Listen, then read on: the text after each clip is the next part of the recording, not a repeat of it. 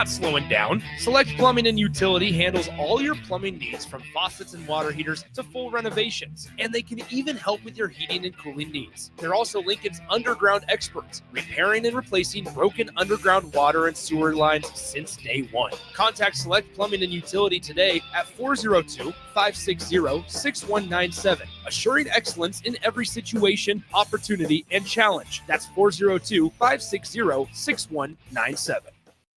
This is Lincoln's home for sports talk on the FM dial. Also online at theticketfm.com. On the internet. KNTK FM Firth, 93.7 The Ticket. This is the Adam Carriker Show. Position right of the quarterback, out of the shotgun, first and 20. Jailbreak screen in the air. It is tipped. It is intercepted by Carriker at the Missouri 21-yard line. Live from the heart of Lincoln, America, 8-year NFL vet and All-American defensive lineman Adam Carriker. Shotgun snap to Everett. He's got the left arm going, and now he's got a whole lot of Adam Carriker, who rips him down inside the 25-yard line. On 93.7 The Ticket and theticketfm.com. Here is your host, Adam Carriker.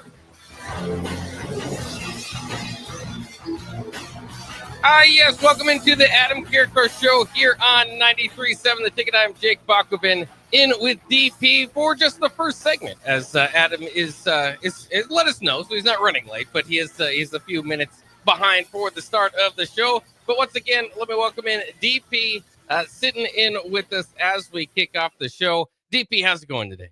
It's good. It's good. Trying to figure out what this weather's going to do, and recovering from being drawn into a late night all-star home run swing off delay. Like I was falling asleep early. I was proud of myself. And then home run all-star swing off that my brain just simply could not process what was happening. Yeah. And so I was like, okay, I have to watch this now. I don't know how this works. I have to watch. So yeah, other than that, like I was proud of myself. Like I was going to go to bed early, get some rest for a change. Nope. Thanks to All-Star game. Appreciate it. When we talked about not too long ago about the formats of the All-Star games, and of course, they used to have it so that the winner would have home field advantage from like 2003 to 2017 or something like that. I don't know if those exact years, but they stopped that a while back. And so we talked about trying to find ways to keep it interesting, keep people entertained, and to have some purpose behind it. What are you feeling? Because it was such a resounding success. You're right. A lot of people are still kind of trying to figure out what was kind of going on there, but Kyle Schwarber really leading off. It's I think 6 guys went up to bat, 3 from the AL, 3 from the NL, to kind of get their home run total out there. But it was new, but it was almost in a way, it's like, it feels like this has been missing. This is fun, but it's an element of bringing the home run derby to the All-Star game. Well, I mean, it's the baseball version of the NHL penalty shot, right? That if you were going to go to overtime and then they go to shootout, the NHL goes to the shootout, and people they're purists that go, that's a terrible way to define the game. Same thing for soccer. Soccer goes to the penalty kick, and people in extra time just go, okay, good Lord. But then it becomes, okay, what else can you do? And then immediately we're so used to the perfection of a thing, like the purity of a thing. When you tell me you're going to have 3 people take 3 swings and whatever you get is whatever you get, and then you tell me that it's not Aaron Judge and Shohei Ohtani, they're not included in it. What are you doing? Like, I mean, it worked out fine. Yeah. It worked out fine. You could do the other thing and make it more interesting and make it, pictures or something, but then immediately, Bach, this is who we are now. I immediately had to chastise myself because what I wanted was greater than what they were doing. And I had to tell myself to shut up, because immediately I went to, okay, one, why aren't the 6 biggest home run hitters doing this? But second, they were taking pitches. They were watching Bach. It goes against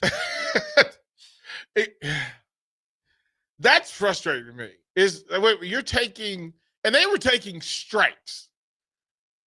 They were watching several strikes before they swung at the pitch, and I was like, okay, do we need to add an umpire? Like, do we need to, because if you're going to throw 70 mile an hour fastballs for strikes, swing. Yeah. Swing. Like that. He's not up there pumping heat. He's throwing meatballs. Purposely trying to get a good pitch for you to swing on. Like, it's not like, now maybe you decide that, hey, you're gonna have the opposing league's pitcher, pitching coach throw strikes, right? Like, just to give yourself a chance to win. But no, it's your coach. It's somebody from your team who also receives a cash bonus if you do well. So it's not like, and the guy said, I'm watching the guy for BP, and he's getting frustrated because I can't put that on a tee any better than I did. What are we doing? So I checked the box as a win because it was a thing, right? But I also missed the day that you would just buckle up, go into extra innings, and play baseball. But I know that the exhibition side says that people are protecting assets and they don't want their pitchers to burn innings. You don't want a player to get hurt because that's happened in the past in extra innings or late inning games. So, in an imperfect world, it was a perfect immediate resolution, and it forces us to talk about it the day after. So they won. Well, and it's funny too, because we talked about all-star game formats and that factors in here, but you almost kind of get to the overtime format of different sports and what kind of works out there.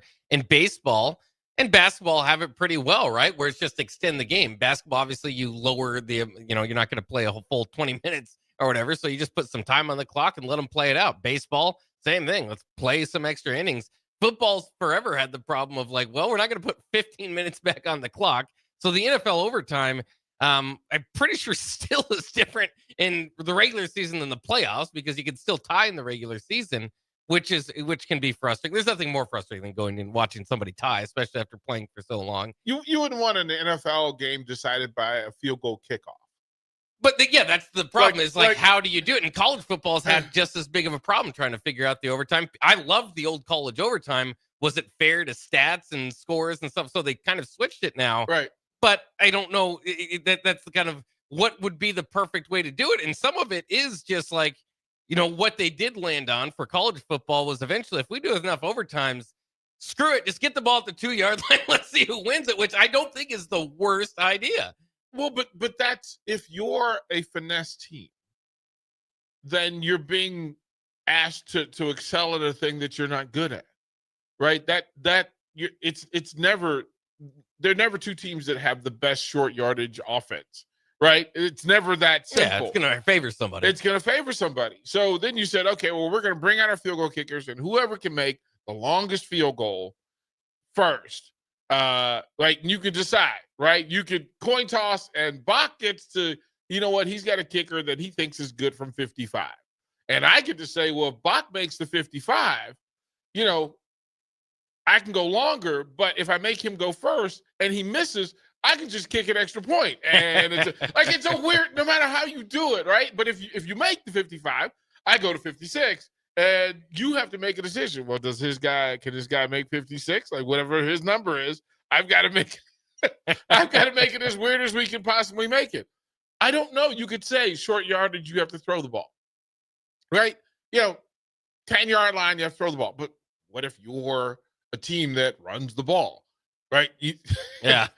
So it's taking bit and parcel of the full game and trying to make something a short-term fix for a long-term problem, and that sometimes the game plays in a tie. Like that just, the NFL lived a long time with ties, and they played a big part of there's some, championship teams that had 2 ties.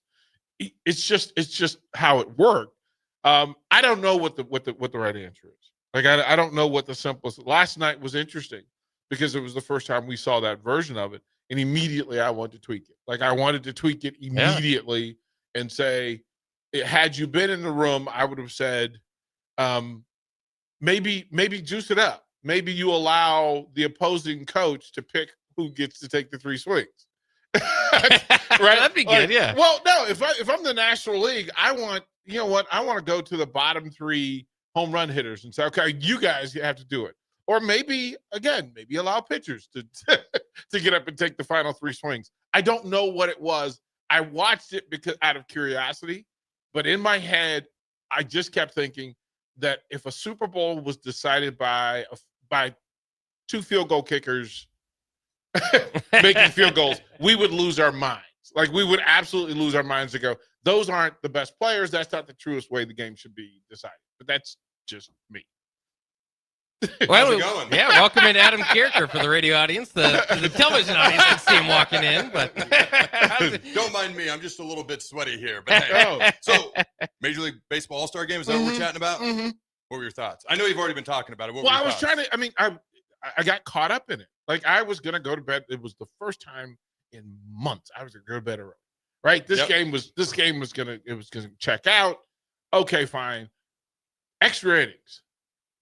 Hey, there's a new element. Three hitters will get up and take 3 swings, and whoever hits the most home runs in this thing. And immediately I'm like, oh, cool. It's going to be Aaron Judge versus Shohei Ohtani. Yeah, that would have been great. Nope. It was the first one. I was like, no, man, come on. Like, why do you think they didn't do that? I don't know. It didn't make sense to me anyway. Yeah. Like if you had said give me the 3 best home run hitters from each team or the 3 worst. But nowhere in between. About that. or nowhere in between, right? Yeah. Right? Or say, we're really going to do this.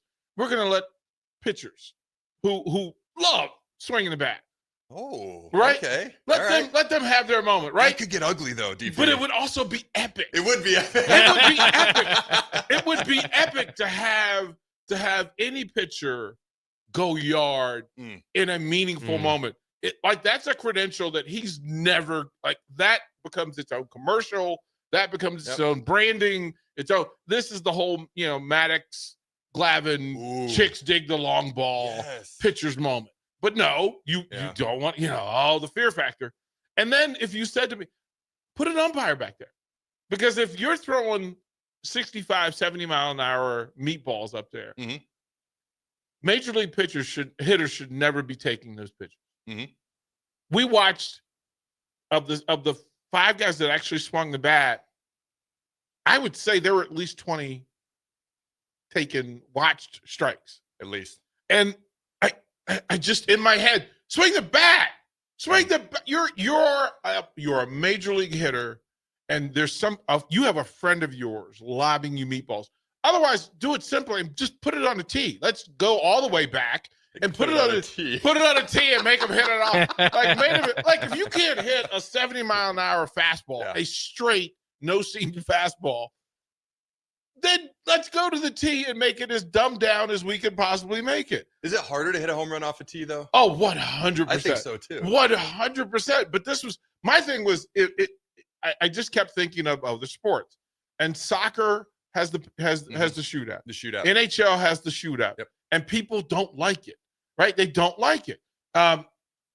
Football, if it was just paramount to Super Bowl, it's Chiefs, Eagles, they play to a tie in regulation, and we trot out the kickers. And that'd be terrible. Oh, it would be awful. Right. It would just be any way other than playing the game in full. Like just say it's an exhibition, it ends as a tie. That's the simplicity. But if you said we're going to decide the Pro Bowl on the longest field goal kick in overtime, right? So that was my point. It's like, okay, Adam, we're going to coin toss. The loser of the coin toss has to go first, and you have to pick how far you think your kicker can make a field goal. I'm going to let you go because if you miss, I can kick an extra point and win the game. Or if you go from 55, I can just go from 56. The coin toss has literally decided this thing. it happened last night because the team that went last had the advantage. No matter what way you decide to decide the game, somebody's gonna have an advantage because listen, if I've got Carriker and crew defensively up front in football, we go to the 3-yard line, I'm at a disadvantage already. Mhm. If I'm a throwing team, I'm at a disadvantage. Mhm. If I'm just a running team, I'm at a disadvantage. If I don't have Carriker, I'm at a disadvantage. So no matter how you do it, there is some imbalance to it, and you're just trying to complete the game. But I say, if it's an exhibition, just, okay, fine. Yeah. It's bonus play. You got me intrigued by a couple of things. First of all, the pitchers doing it. The most entertaining thing would be Judge, Ohtani, the 2 finalists from the home run derby that my whole family watched the night before. Like, take the top 3 or 4 home run hitters from each team. That seems the most obvious, and let's have fun with that. Having the pitchers do it. That could either be really entertaining because one home run might win the whole thing. Or it could be really ugly and embarrassing, which would also be entertaining, but I don't know if the pitchers would like it. Well, Ohtani would be the cleanup guy. Well, I didn't even think about Ohtani. Ohtani would be the cleanup guy. But if you do pitchers, you can't have Ohtani in there. That's the outlier. Right. But then you do that. But then you're the Braves, and you're like, wait a minute, you're playing in Atlanta. Spencer Schwellenbach, get up here. Get up here and take some swings for us. Think about back in the day when there was no DH in the NL. The NL would have had such an advantage over the AL back then. Now it's not so much. The field goal kicker to decide the Pro Bowl. What if it wasn't a field goal kicker? What if you made the offensive lineman do it? Oh. Back in the day, immediately I thought of Sue because he's a soccer player and he actually has attempted PATs and I think a field goal in an NFL game because their kicker got hurt. I know it was at least a PAT. So, again, there'd be outliers. You'd have to say, all right, not you. But, like, offensive linemen trying to make PATs would be highly entertaining. Well, I mean, I'm old enough to remember the best kicker in the league being an offensive lineman. Lou Groza from the Cleveland Browns, who was a Pro Bowl tackle, who actually led the league. What year was that? Man, this is the 60s. I was going to say, that predates me. Yeah, Lou Groza was around. Okay. And then right. I'm a Redskin fan. So there was a game late in the 70s when Deacon Jones kicked the extra point to win the game because they hurt the kicker, and Deacon Jones kicked the extra point. So there's, I mean, I can remember the day. I mean, Joe Theismann as a punt returner. This predates me. Yeah. I was not aware of some of this. This is phenomenal. Theismann, I mean, I want to say this was on like Monday Night Football, and he was trying to get in the game. Like he was the third string quarterback. Sonny Jurgensen, Bill Kilmer are running the thing. They put him back there. Like the kicker, the punt returner got hurt.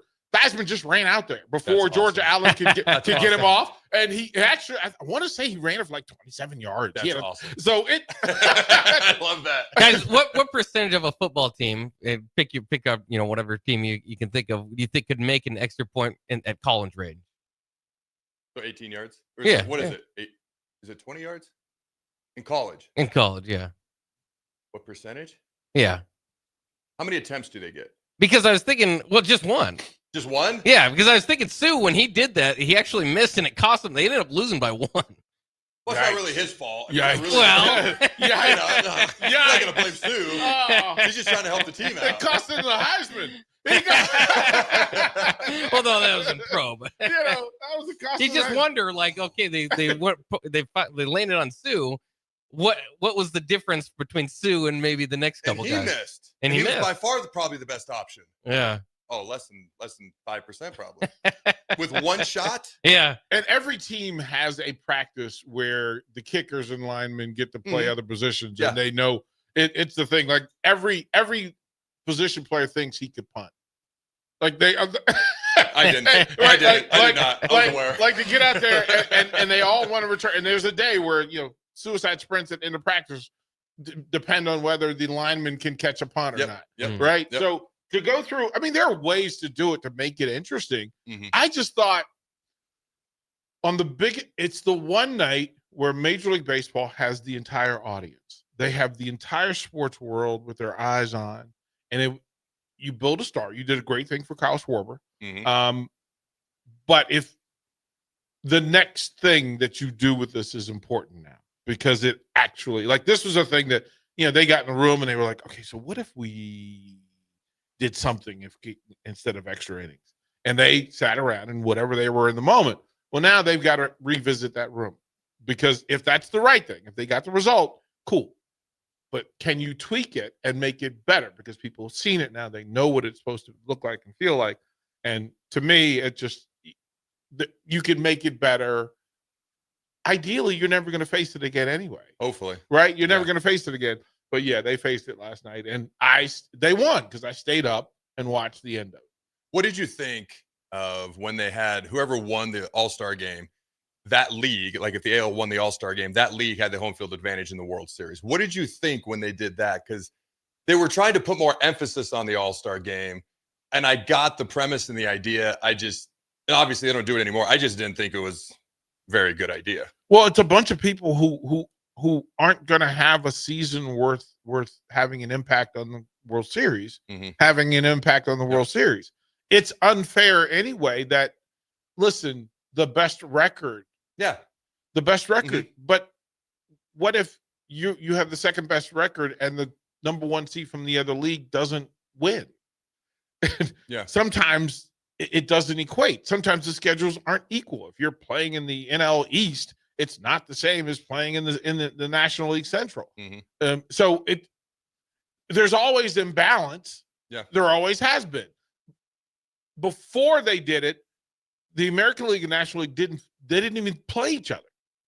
Like, they didn't even see each other. So you never got to, Willie Stargell wasn't playing in Memorial Stadium in Baltimore. They never saw him until the World Series. And then you got to see who was actually the best. So, you could go back to the entire seasons, do a coin toss, send the two skippers into the octagon. Whoever wins. I like that. Whoever wins match. Gets home. Yeah, Steel cage match. 2 men enter, 1 man leaves with the home field advantage. I think that would be fair. I will say this: I do feel like Major League Baseball's gaining a little bit more momentum, gaining a little bit more popularity, because obviously it was the national pastime, and then it kind of took a dip. They brought in the pitch clock, and I was like, "How's this going to affect the game as a whole?" I don't think it's affected the game. I actually thought it would hurt the pitchers because they would have less time to figure out what they do. Like, you got to get in. You basically got to call the pitch and go. I figured it'd be harder for them, but it's not like people are just cranking them out of the park as an overall whole more than we used to. I think it's actually increased the speed of the game, which matches, including me, people's attention spans nowadays. And I think it's actually helped the popularity of baseball kind of make a little bit of a resurgence so far. But what do you think? Well, the best part about it is the efficiency of the game. It is a better game. Every coach and player will tell you the faster the game is played, the better it is played. The more, the whole lollygagging, quote from a movie, you lollygag on the field, you lollygag off the field. What does that make them? Lollygagger, sir. The game is better. As a defender, I play better if the pitcher stays near the rubber. Like, I'm more alert. I'm going to handle it. As a hitter, I'm more tuned in. There's more balance because I know I don't have time to sit here and think about this and twitch and tug and everything else. So the speed of the game is good. The minor detail that makes it so much better for fans is the clock is visible. They've made the last Major League game I went to was when I was in DC, and it was fascinating how many times my eyes were drawn to that clock. You're watching, you're going, oh, he's not going to make it. He's not going to make it. And it was twice in the game where the pitch clock went out, and the whole place was like 3, 2. We were like wrestling fans. We're doing the count, Rumble stuff, right? Yeah, you're doing the count. It was pretty crazy. Yeah. So yeah, it's worked for them. I like it, and it's between you and me. I was starting to like softball a little bit more, because they've limited the amount of times you can pick off now with the pitcher. There's no pickoffs in softball because nobody leads off, and bunting is actually, and slapping and everything is a huge part of the game. So I like those changes for Major League Baseball. All right, we better go to break, ladies and gentlemen. Thanks for helping us out, DP. No worries. Don't go anywhere. We'll be right back. 93.7 The Ticket, Fox, KFXL weather. Sponsored by John Henry's Plumbing, Heating, and Air Conditioning. Your Lincoln forecast for today: showers and storms possible throughout the day. Otherwise, we'll see mainly cloudy skies, the high around 85. Tonight, a chance of showers and storms, a little bit lower around 60. And tomorrow, a slight chance of showers, otherwise mainly cloudy and cool with the high near 78. I'm meteorologist Kyle Fleck for 93.7 The Ticket and theticketfm.com. Gaina Trucking is hiring CDL Class A and B drivers. Their strong team culture makes it not a job, but a career. Gaina Trucking offers health, vision, and dental insurance, 401k with company match, an employee assistance program, and other bonus programs. Build a better career today with great team culture at Gaina Trucking. Learn more and apply today at GainaTrucking.com. Select Plumbing and Utility has been serving Lincoln and the surrounding area for 14 years, and they're not slowing down. Select Plumbing and Utility handles all your plumbing needs from faucets and water heaters to full renovations, and they can even help with your heating and cooling needs. They're also Lincoln's underground experts, repairing and replacing broken underground water and sewer lines since day one. Contact Select Plumbing and Utility today at 402-560-6197, assuring excellence in every situation, opportunity, and challenge. That's 402-560-6197. Schweizo Construction is now hiring for skilled craftsmen, steel erectors, concrete workers, and general laborers.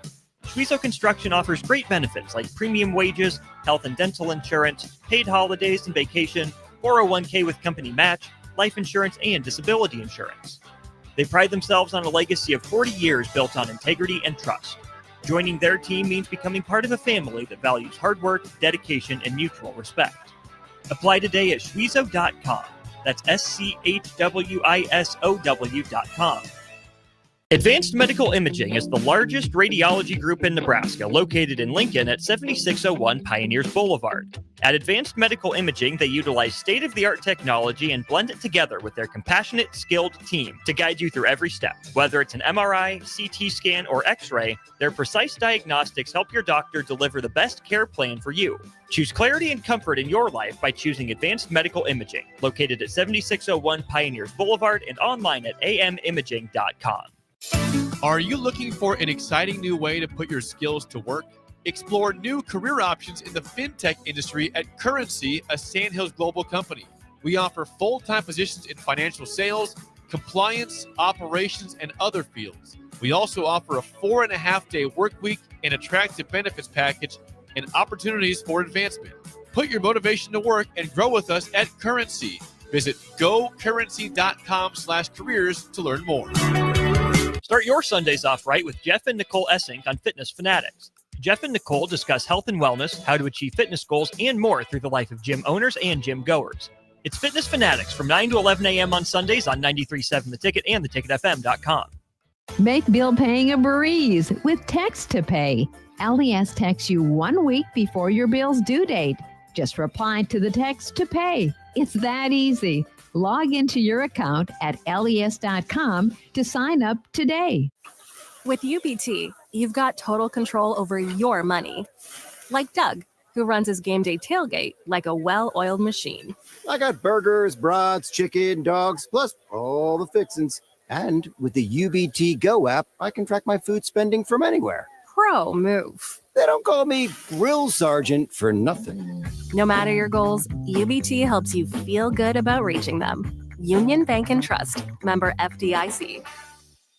We strive to help people get into home ownership. That is the American dream. Having something that you can go home at night and say, this is mine, is very important. The great thing about Remington Homes is affordability. Bob Benish of Aspen Builders, talking about their exciting new division, Remington Homes, which makes the home building process easier. The exciting thing about a Remington home is you get to choose your floor plan from predetermined floor plans. We give you a lot of choices, and you couple that with our great lot selection in all different areas. People do not want to be married to their house payment. They want to get a nice house with nice finishes in a great area for an affordable price. And that's what Remington Homes are all about. Home building is easier with a Remington home from Aspen Builders at 423-6811. Online at remingtonlincoln.com. remingtonlincoln.com.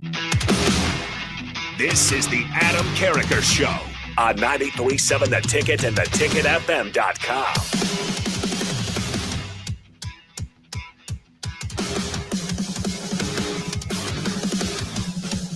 Mic check. Are we good to go? There we go. That's on me. That's not on Jake. I switched mics on him as we were coming back on the air. My apologies, ladies and gentlemen. All right. Dude, I feel weird without my hat on. It's sweaty, so I decided to take a break from it. It's incredibly sweaty. So I love white clothes and white hats and because they look so clean. Problem is, I'm not a clean individual, so I might get one or two wears out of them, and then they're so dirty I can never wear them again. But do you see the pink? This beautiful Oh, there's a lot of pink, yeah. white Nebraska hat with a beautiful red end. And then I'm a big dude and I sweat a lot. And now it's a lot of pink to it. You sweat pink?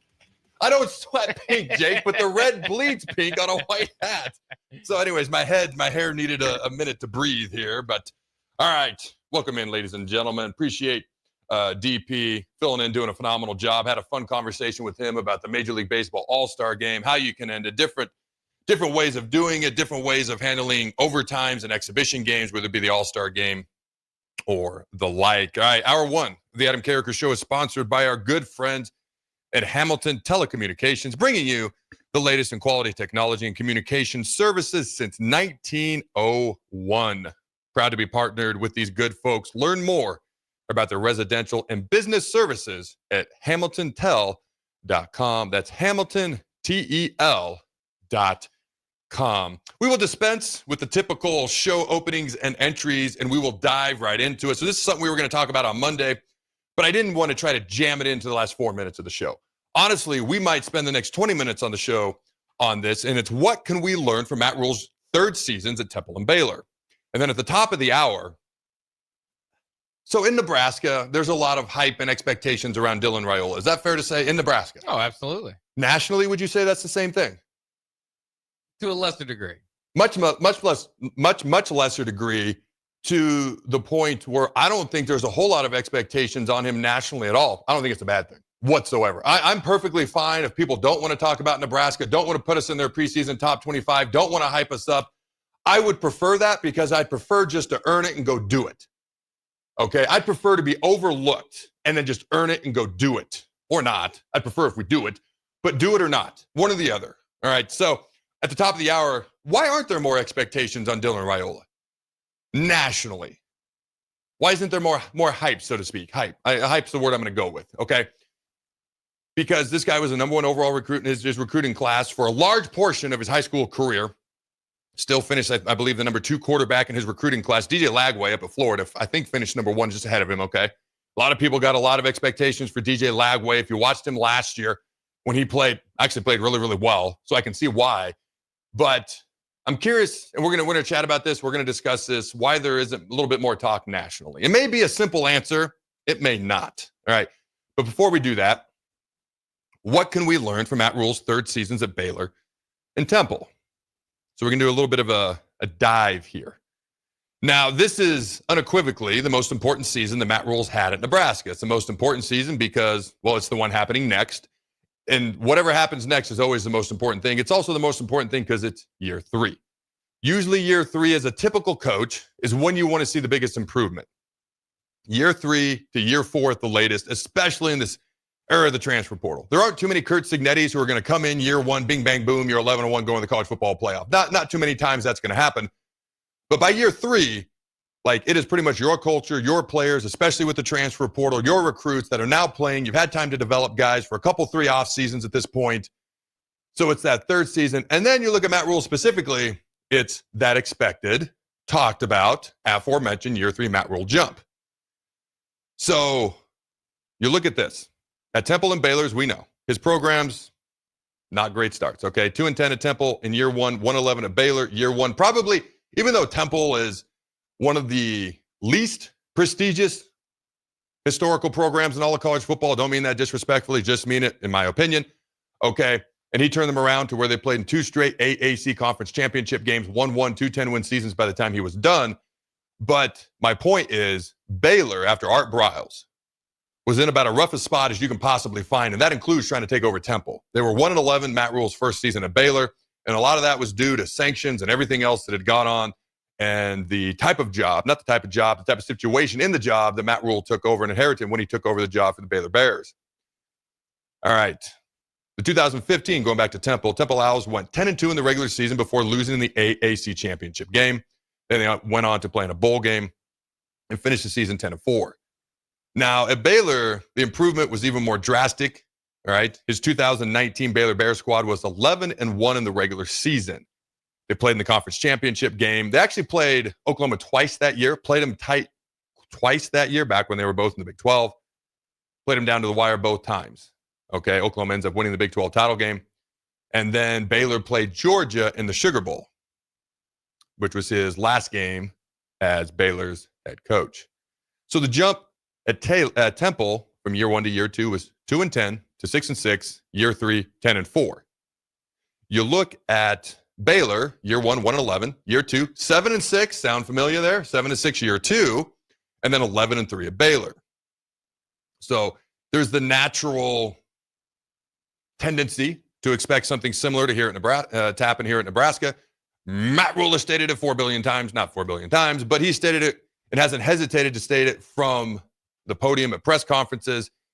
And I've stated a few times that I always thought, maybe Scott Frost put undue pressure on him. I know I brought him up. I'm sorry. I apologize. But he brought undue pressure on himself by things he said at the podium.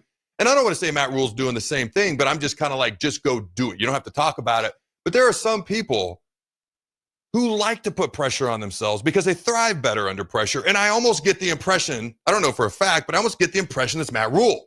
My wife will tell you, if you give me something to do and you give me 3 hours to do it, I will take 3 hours to do it. If you gave me that same task and you give me 15 minutes, she calls it put me on a shot clock, I'll get it done in 15 minutes.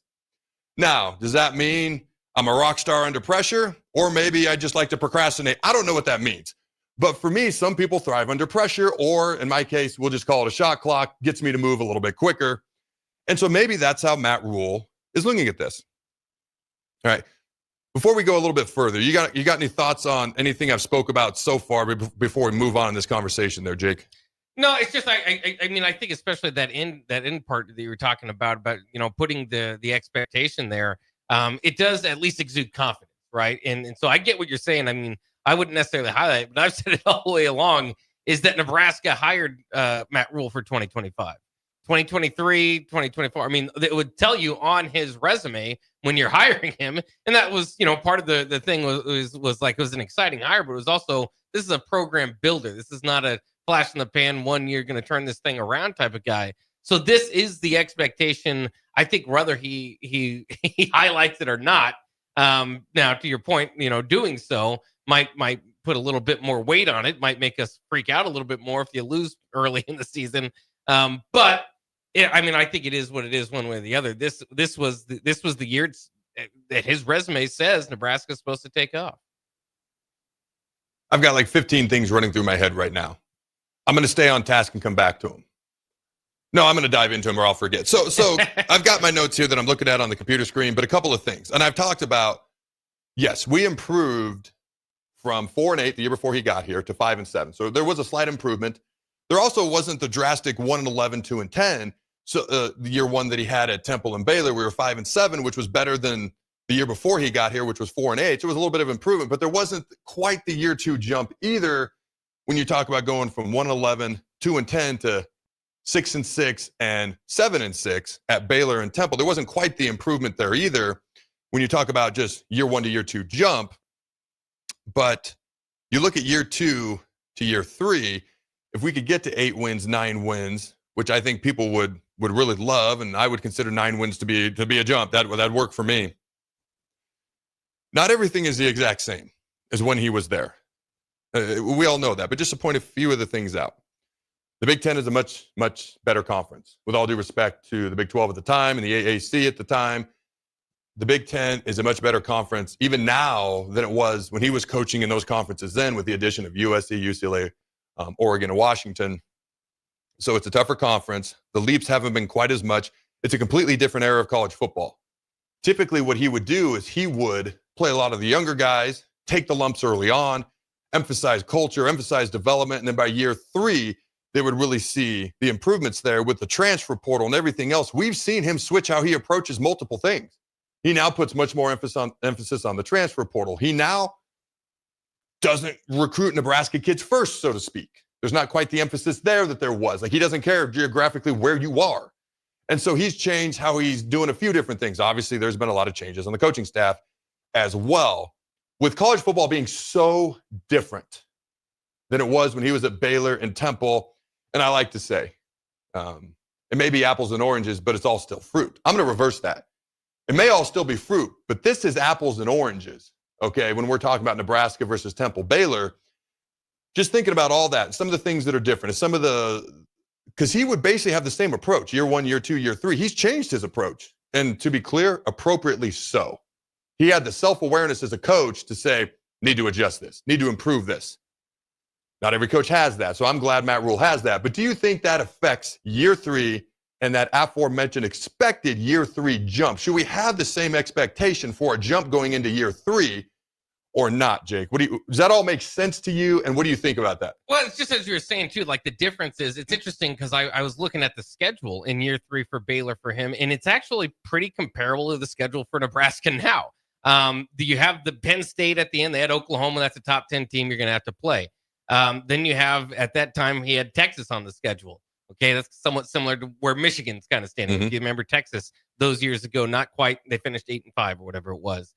They also beat an Oklahoma State and the Kansas State teams that were 8-5, but there was nobody else, as we know, on his record as far as beating top 25 teams. So it's interesting because there are differences, and there are going to be bigger challenges. But when you say like the Big Ten overall is tougher, it might be, but I think the schedule is actually pretty similar to what they had at Baylor there in the third year. And so I think that, I think there are still differences. I mean, one thing that I really kind of focus on, especially going for, okay, here's the year 3 jump, is at those times, and I'd have to go back and look at those in those directions, but when you're expecting a jump, you're usually not replacing an offensive coordinator and a defensive coordinator. Mm-hmm. So, I mean, there are, lots of different challenges, lots of different things, that just with any two teams, there's going to be major differences. But I think there are enough similarities to believe that it is headed, in that direction. And especially with this schedule. I mean, here's the thing about Baylor and Temple. I think at Temple he started 7-0, and I think at Baylor 9-0. The schedule sets up. Nebraska, of course, I'm not counting victories, right? But here we go. But no, I'm just kidding. But I'm saying I don't know if you're going to face if you beat Michigan, and they're arguably maybe a top 25 team. We'll see.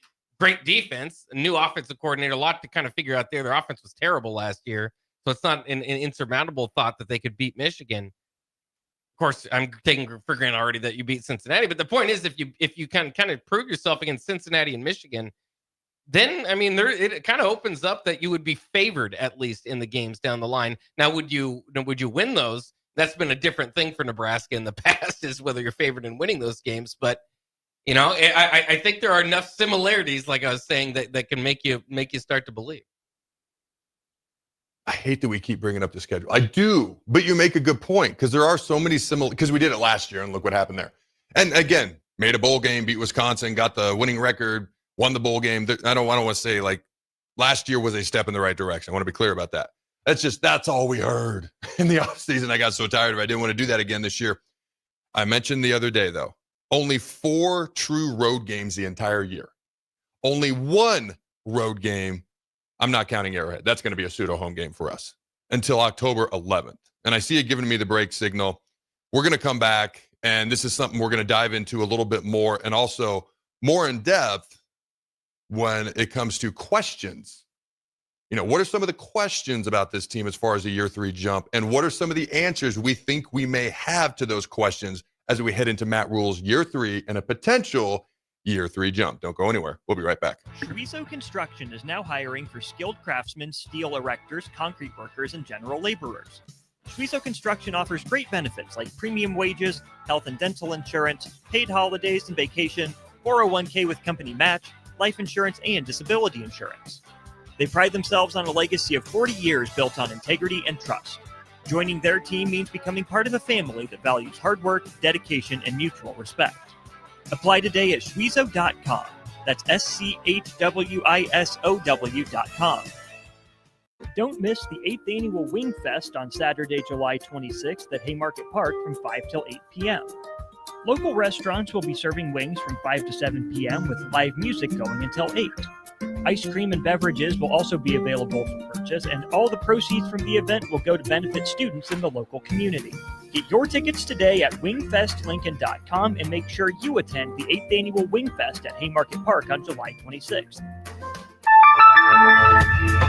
It's never too late to start protecting your company's data from cyber attacks. Your customers put their trust in you to keep their information safe from online threats. Don't let them down. Partner with Hamilton Business Technologies to get real-time threat monitoring, advanced security protocols, and experts who monitor it all for you. We care about the success of your business and the communities you serve. Hamilton Business Technologies. Real people, real technology solutions. Connect with us at hamiltonisbusiness.com. We strive to help people get into home ownership. That is the American dream. Having something that you can go home at night and say, this is mine, is very important. The great thing about Remington Homes is affordability. Bob Benish of Aspen Builders, talking about their exciting new division, Remington Homes, which makes the home building process easier. The exciting thing about a Remington home is you get to choose your floor plan from predetermined floor plans. We give you a lot of choices, and you couple that with our great lot selection in all different areas. People do not want to be married to their house payment. They want to get a nice house with nice finishes in a great area for an affordable price. And that's what Remington Homes are all about. Home building is easier with a Remington home from Aspen Builders at 423-6811. Online at remingtonlincoln.com. remingtonlincoln.com. Hi, folks. The weather is for sure heating up, and Coppel Chevrolet GMC is following suit. The discounts are really as good as they've ever been. $14,500 off list price, or 0% financing on select new models. Folks, you heard that right. Smoking hot deals at Coppel. $14,500 off list price, or 0% APR. So take that short drive down 144th Street or at koppelcars.com. STK number G269520. All deals with trade-in and approved credit. This is James Harrell with NP Dodge Real Estate. When I became a licensed realtor, I wanted a brokerage that would help me grow in my new career. I found that in Lincoln First Realty. When Lincoln First was acquired by NP Dodge, the training and support I received only got better. I love knowing I have the power of the NP Dodge brand behind me. I would recommend NP Dodge to new agents looking to jumpstart their real estate career and to current agents who want to take their business to the next level. Expand your career with NP Dodge. Call Eric at 402-434-2222. Lights out? Let LES know where to go. Powerline matches your phone number to your service address so LES can respond to outages faster. Keep your information up to date at les.com/powerline. Every home is different. Every family is different. So when it's time for a new heating and cooling system, why not get what fits you best? Get the perfect fit with Bryant. Maybe you need higher efficiency, better humidity control, increased warranty, or all the bells and whistles. Bryant provides options in warranty, features, comfort, and efficiency while maximizing savings. Call Bryant Air Conditioning, Heating, Electrical, and Plumbing, 467-1111, or visit BryantLincoln.com. Bryant, whatever it takes. In every office, there's two types of people. There are those who bring in bagels and those who eat the bagels that someone else brought in. Everybody likes the first person. Be that first person. Weekday mornings at 7:30, you have a chance to win a business box of bagels from Bagels & Joe. All you have to do is shut up, Sipple. 2 questions for you, 2 for Sip. Win, and the bagels are yours. Lose, well, you don't want to lose. You lost Monday, you lost Wednesday, you're a loser. Shut up, Sipple. Weekday mornings at 7:30, brought to you by Bagels & Joe. This is the Adam Carriker Show on 93.7 The Ticket and theticketfm.com. Boom! Welcome back, ladies and gentlemen, to the Adam Carriker Show here on 93.7 The Ticket. Again, hour 1 of the Adam Carriker Show is sponsored by our good friends at Hamilton Telecommunications, bringing you the latest quality technology and communication services since 1901. Learn more about their residential and business services at hamiltontel.com. Again, that's hamiltontel.com. So, This last segment's a little bit of a quick hitter, so this will roll over into hour 2. And then once we conclude the discussion on this and what we believe we can take away from years 3 at Temple, Baylor, and how that might or might not equate to year 3 at Nebraska and the year 3 potential jump under Matt Rule, we will then dive into the national expectations, hype, and or lack thereof surrounding Dylan Raiola and maybe just kind of Nebraska as a whole. I feel like Joel Klatt's kind of a guy that's always on board, but maybe not some other folks. Again, personally, I just want to go earn it more so than anything. But it's intriguing to me because if you compare G.J. Lagway's stats, and he didn't start the whole year, all right, Dylan Raiola's stats from last year actually kind of blow him out of the water. But we will get to that in hour 2. So some of the questions heading into year 3 as you look at year 3 at Temple, year 3 at Baylor, compare them to what may or may not happen year 3 under Matt Rule at Nebraska. Returning experience. How does Nebraska's returning experience compare to what Temple brought back in 2015 and Baylor brought back in 2019? Number 2, transfers. An era of the transfer portal. How can Nebraska utilize transfer portal players to fill in perceived holes and or question marks currently on the roster? Also, where else do the programs match up? Were there similarities from years 1 and 2 at Temple and Baylor that we can apply to 2023 and 2024 in Lincoln? And if so, what did it mean for year 3? All right. So when it comes to returning experience, college football obviously is a lot different than it was. I mean, good Lord, even than 3 years ago, 4 years ago, and 5 years ago. Ever since 2020 happened, it's just been insanity everywhere. We look around college football. Again, I do believe that there's hope that the Wild Wild West will be reined in, hopefully sooner rather than later. But you look at this, all right, let's see, in 2013, 2014, like I mentioned, Rule and his staff, they were able to develop a lot of young players, take their lumps early on, develop them, let them grow, learn. And then by year 3, year 4 at Temple, they were incredibly improved and made those aforementioned year 3 jumps. All right, going into 2015, 96.8% of the total passing yards from Temple's previous season in the quarterback room returned. Now, Dylan Raiola is back from a year ago. Okay, so we've obviously got the returning quarterback.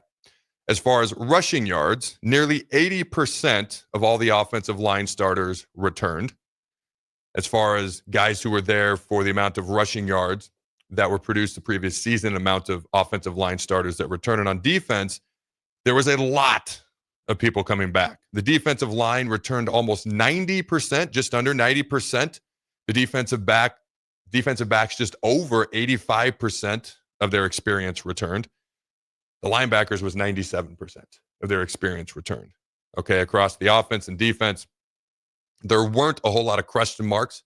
Wide receivers, maybe a little bit. Okay, they still brought back 2/3 of the guys in their experience there. Now, when you compare that to Nebraska, it is better than what Nebraska brings back right now, but maybe this is a day and age where college football being a little bit different and the transfer portal, those players that are coming in, okay, Dane Key, Hunter, all those guys, obviously Barney's back. Those guys are, I don't want to say they're almost being treated like returning starters, but they started where they were at, so they have starting experience. So I almost kind of view them similarly, even though Nebraska is not going to be credited with that. Now, it's not the exact same thing when you're not coming back to the exact same place, but they have that starting experience, and they were brought in due to the expectations of this upcoming season. So even though the amount of returning starting experience directly connected to Nebraska from a year ago going into this season is not the exact same, I don't think the numbers are 100% going to tell you the truth, because the transfer portal did not exist the way that it did at Baylor and Temple. They purely went off guys coming back from their own roster. You can take guys from your own roster plus the transfer portal now. And while they're not direct returning experience, I kind of put them in that pool at least a little bit. Now, you never know what's actually going to happen, a la Jamal Banks, et cetera, from a year ago.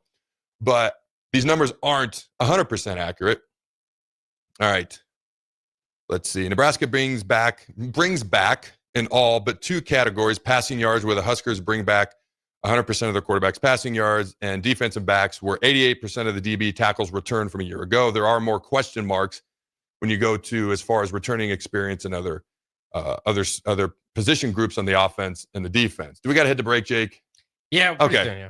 It's a good thing we didn't try to do this in 3 minutes on Monday, because we are going to kick off the top of the hour with more of a dive into this, and then we will get into Dylan and the expectations nationally for some of the other players on the team.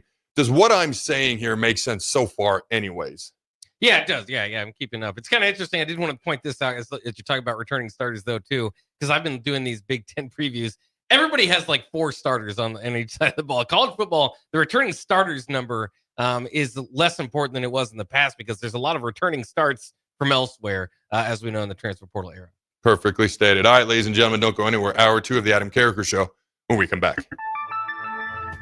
In today's digital world, technology works great until it doesn't. At Hamilton, we work to keep your business up and running. We are more than an IT company. We're your partner, focused on customized solutions that set you up for success now and in the future. Say goodbye to tech stress and unexpected IT costs when you hire Hamilton. Together, we help you focus on what really matters. Hamilton Business Technologies. Real people, real technology solutions. Connect with us at hamiltonisbusiness.com. Schweizo Construction is now hiring for skilled craftsmen, steel erectors, concrete workers, and general laborers. Schweizo Construction offers great benefits like premium wages, health and dental insurance, paid holidays and vacation, 401k with company match, life insurance, and disability insurance. They pride themselves on a legacy of 40 years built on integrity and trust. Joining their team means becoming part of a family that values hard work, dedication, and mutual respect. Apply today at schweizo.com. That's schwisow.com. Are you looking for an exciting new way to put your skills to work? Explore new career options in the fintech industry at Currency, a Sandhills global company. We offer full-time positions in financial sales, compliance, operations, and other fields. We also offer a 4.5-day work week, an attractive benefits package, and opportunities for advancement.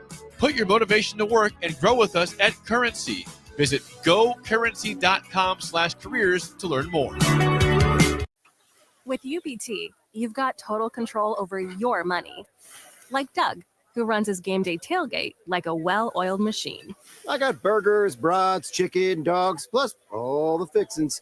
And with the UBT Go app, I can track my food spending from anywhere. Pro move. They don't call me Grill Sergeant for nothing. No matter your goals, UBT helps you feel good about reaching them. Union Bank and Trust, member FDIC. We strive to help people get into home ownership. That is the American dream. Having something that you can go home at night and say, this is mine, is very important. The great thing about Remington Homes is affordability. Bob Benish of Aspen Builders, talking about their exciting new division, Remington Homes, which makes the home building process easier. The exciting thing about a Remington home is you get to choose your floor plan from predetermined floor plans. We give you a lot of choices, and you couple that with our great lot selection in all different areas. People do not want to be married to their house payment. They want to get a nice house with nice finishes in a great area for an affordable price. And that's what Remington Homes are all about. Home building is easier with a Remington home from Aspen Builders at 423-6811. Online at remingtonlincoln.com. remingtonlincoln.com. In every office, there's 2 types of people. There are those who bring in bagels and those who eat the bagels that someone else brought in. Everybody likes the first person. Be that first person. Weekday mornings at 7:30, you have a chance to win a business box of bagels from Bagels & Joe. All you have to do is shut up, Sipple. 2 questions for you, 2 for Sip. Win, and the bagels are yours. Lose, well, you don't want to lose. You lost Monday, you lost Wednesday, you're a loser. Shut up, Sipple. Weekday mornings at 7:30, brought to you by Bagels & Joe.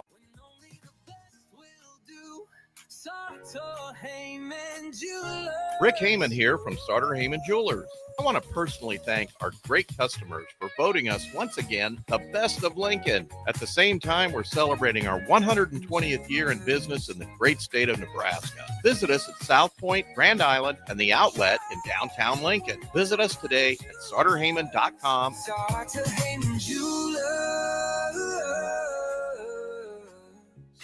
This is Lincoln's home for sports talk on the FM dial. Also online at theticketfm.com. On the internet, KNTK FM Firth, 93.7 The Ticket. This is the Adam Carriker Show. Position right of the quarterback, out of the shotgun, 1st and 20. Jailbreak screen in the air. It is tipped. It is intercepted by Carriker at the Missouri 21-yard line. Live from the heart of Lincoln, America, 8-year NFL vet and All-American defensive lineman Adam Carriker. Shotgun snap to Everidge. He's got the left arm going, and now he's got a whole lot of Adam Carriker who rips him down inside the 25-yard line. On 93.7 The Ticket and theticketfm.com. Here is your host, Adam Carriker. All right, ladies and gentlemen, welcome into hour 2, numero dos of the Adam Carriker Show here on 93.7 The Ticket. All right, it's the noon hour, and that means lunchtime. The lunch hour of Adam Carriker on The Ticket is sponsored by our good friends at Mulberry Barbecue with two locations at 11th and Cornhusker and at 61st and Apples Way, right off of Highway 2 by Lowe's. Both locations are open Monday through Saturday from 11 a.m. to 8 p.m. Try their burnt-end sandwich, a brisket burrito, barbecue nachos, a full slab of ribs, half-smoked chicken, and much, much more. Plus incredible sides. You get fueled for your lunch today or make dinner plans at Mulberry Barbecue, located at 11th and Cornhusker and at 61st and Apples Way, just off of Highway 2 by Lowe's. One more note.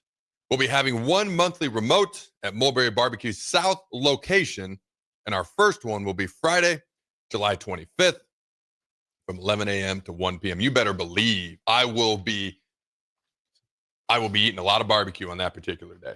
And I'm actually going to make my way down there several more times each and every week. Mulberry Barbecue. Also, the hour 2 of the Adam Carriker Show is brought to you by our good friends at Suizo Construction. We were on location there about a month ago. Jake and I, they do a phenomenal job. They are a phenomenal partner for this show. Really good people. Got to meet a lot of people down there as well. All right, at Suizo Construction, safety isn't just a policy, it's a promise. Suizo is hiring skilled craftsmen, laborers, concrete workers, and steel erectors who value quality work and a team that has your back. On and off the job site, ladies and gentlemen. Apply today at Suizo.com. 40 years, strong in business. Suizo Construction. Again, check them out at Suizo.com. I wanted to go back real quick just to the schedule. You know, the thing that it's like frost. I keep not wanting to talk about either one of these things, but when it comes to the schedule, I wanted to kind of put a cap on the point I was making earlier. Not a lot of road games. Only 4 true road games on this schedule. Cincinnati really gave up a home game. Go to Arrowhead. Yes, you're going to make more money, bring in more revenue. That's why they agreed to it. It's also an additional home game because it's going to be Husker Nation in full force inside of Arrowhead Stadium. By the way, I thought about it more after our Monday show. Even though I love the war chant and I love the tomahawk chop, even I can't get on board. Even though I said it on Monday, I thought about it later. I can't get on board, even in Arrowhead Stadium, with the war chant or the tomahawk chop during a Nebraska game. I thought about it later, and I was like, I went overboard. I got into the war chant that we played during the beginning of the show, and I'm like, I went overboard with that. Fair enough. Yeah, I mean, I don't see a realistic possibility of that happening. Oh, no, it won't happen. And we were just talking about, like, hypotheticals. And even in that scenario, I was like, maybe not. But because we talked about this briefly Monday, but I wanted to reiterate it. Of the 12 games we have, beyond getting USC at home, Iowa at home, Michigan at home, I think an improved, scrappy, better Michigan State team at home, Cincinnati, essentially a home game with our game 1 struggles and game 1, haven't beaten a Power 4 team in game 1 since 2003. That blew me away the other day. Now, you made the point, we don't always schedule Power 4 teams in game 1 scenarios, but we have in the past decade, way more often than not. With all that being said, we basically get home games or home game type atmospheres for all those games. It's really at Penn State. And I'm not saying at UCLA is going to be easy or at Minnesota is going to be easy. Even go halfway across the country to at Maryland is no gimme. Don't expect Maryland to be great, but you never know what's going to happen. Especially, that'll be our first road game of the year. Maybe remember Purdue at 11 a.m. last year? How way more interesting that game was for about 2.5 quarters? Yeah. If it's an early start, halfway across the country, first road game, you never know. Okay, so I don't take anything for granted. But I look at this schedule. There's one game, and I think you said it on Monday. There's one game we're going to be a heavy underdog. And who's to say we can't beat Penn State? Look at what almost happened in the Ohio State game last year. A couple calls go differently. Big Ten refs. Maybe we'll talk about that game differently. But there's 11 games where we absolutely could be within a touchdown one way or the other, being the favorite of the dog. Conversely, there's only 2 games where we will be an absolute double-digit favorite, and that's Akron and Houston Christian. There are 10 games where we could just, we're going to be favored versus Cincinnati. But the other 9 games, and Cincinnati's not a gimme, there's 10 games where it could go either way with a touchdown one way or the other. Anywhere from 11-1 to 2-10. If you look at this, there's no gimmies really either way other than we should beat Akron and Houston Christian. I feel like that's very fair to say. It should not be relatively close. I think that's one of the things that makes college football so intriguing, and the parity across the board. And it used to be, Clemson, Ohio State, Georgia, Alabama really had a shot at winning a national title. All of a sudden last year, the 8 seed wins the national title, and the 7 seed Notre Dame played them for the national title. And so all of a sudden there's more parity and more teams that have chances to win conference titles and national titles than there's ever been. That's the good thing about the transfer portal and NIL era. There is a good thing. It's created more parity. Oh, I'm sitting behind an All-American at Bama. Boom. Maybe I'll head on over to wherever you want to go. You said Kansas State. Maybe it's Michigan State. Maybe it's Michigan. I don't know. It's created more parity instead of these stacked rosters that we've seen in the past, whether it be Ohio State or LSU 2019 or Ohio State last year or Alabama 2020. Some of these absolute stacked rosters has created more parity. You look at the schedule, yeah. I mean, we just kind of like, we should be, Michigan State, Northwestern. We don't truly know. At the same time, we're going to be a big dog to Penn State. We could just as easily win that game. With this schedule, it's not crazy difficult as we look at it. You never know how games are actually going to unfold. But that's one of the things I like the most is it's also so freaking unpredictable. And I look at that month of November. I've said it before and I'll say it again. USC, UCLA, Penn State, Iowa, some big brands, some rivalries in there, some intriguing matchups. Even UCLA with Nico Iamaleava versus Dylan Raiola out at Pasadena. Like, that's going to be a highly entertaining month in November. What are your thoughts on any of that stuff that I just mentioned? Is there anything off the text line that we've chatted about so far there, Jake? Yeah, I could look through the text line here, but I especially trying to think through the schedule too, and saying all these games are, Nebraska's not going to be that big of a dog or will be the favorite. That's where, kind of the uncomfortability for me starts of, okay, so what are we talking about? 1 possession games. And what has Nebraska specifically struggled with for the longest time now is 1 possession game. So, I mean, there are all these, and you talked about it before too, with, kind of getting Wisconsin out of the way, getting to a bowl game. There's all these barriers that hover over the Nebraska football program that it's nice to kind of pick away at them like Nebraska did last year, but it doesn't have to happen like that, where we just take 1 step forward every year. It can all happen at once, and Nebraska can start to swing and start to win some of these 1 possession games, and they don't have to get a whole lot better. That's got to kind of look at USC last year. People think, Lincoln Riley, USC, hot state. They're all, this, that, and the other thing. They were 1-5 in 1 possession games. If they could have went 500, if they could have turned that around, they would have been in the playoffs. If they could have went 500, we'd be thinking about them differently. So that's, again, going to be a huge barrier for Nebraska to try to get through. But, maybe it can all happen at once with this team. So it's interesting because 1-score games are going to come up here in about a minute. Let's put a button on the returning production. I have all these numbers. From 81% of passing yards returning, 84.3% of rushing yards returning, 71.5% of receiving yards returning. The offensive line at 19 combined return starts, whether it's for Baylor, Temple, and Nebraska coming up. I can dive into these a little bit more. Just know that Baylor and Temple had way more returning production. Nebraska also has way more transfer players that they're counting on. So again, to me, it skews the numbers a little bit. Like, there's way more returning direct production that they had at Baylor and at Temple. A lot of it's like 80%, 90%. The linebackers had 97% of their returning production going into year 3, at Baylor when Matt Rule was there, versus what we've got this year is obviously not the same. But you bring in Marquez Watson-Trent, who is also the number 2 graded linebacker that's returning for any college football team in the entire country. But because he wasn't here a year ago, he doesn't count towards our returning production, but we're counting on him. He's got a ton of experience, and he's a guy that we're counting on playing for us. So I have all those numbers. I might spare us because I don't think it's 100% equatable across the board, just because they didn't have the transfer portal back then like it is now, and we're counting on new faces just like they were counting on returning production back then. Okay, so I'm going to move on to the next thing here. And is this the Ooh, because I know the one-score games are coming up soon. Let me see here. All right, the next thing I've got. What are some of the similarities between Temple, Baylor, and Nebraska? So when you look at it, is the one-score games. I knew this was coming up. So Nebraska, Matt Rule or not, 17 and 46 in one-score games since 2014. That the bowl game of that year. 17 and 46. Ugh. Can I be honest with you? I didn't know we'd won 17 of those. I'm not even trying to make a joke. Yeah. That number, I didn't realize it was 46 in the loss column, but I didn't realize there was also 17. But you're going back 2014 in the win column as well. So, yeah, that's obviously not what we're looking for. But you kind of compare some apples to apples here, all right, with the 2-10 team that Matt Rule had at Temple. I believe that was 2013. They were 0-5 in games decided by one score or less.